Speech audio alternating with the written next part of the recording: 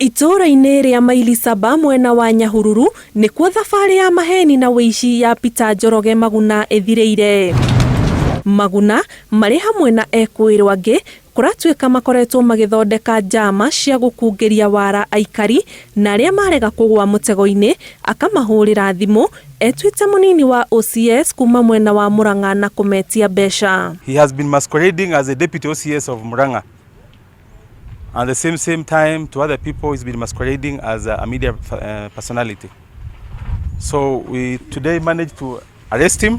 Riboti iria muingi uhurite ceceni ino ya borithi ciĩgiĩ gũtunywo mbeca nĩcio iracũngĩrĩire borithi muthenya wa ira kũmwambĩra mutego metuĩte atĩ marenda kũmwenderia bucĩrĩ na marahota kũmũikia ngono akĩrĩkana kumana na macira maingĩ arĩ namo akoretwo agĩthema maobithaa borithi ndagaikio ngono. Actually, he had a case whereby he failed to pay rent and he was served with the issue to vacate the premise. But he defied.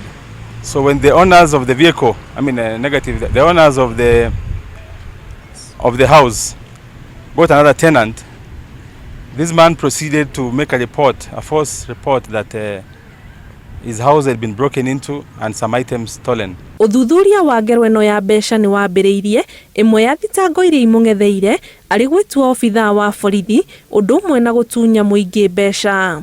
Ngiribotera Inooro TV, njĩtagwo Ani Ngigĩ wa Nyamu.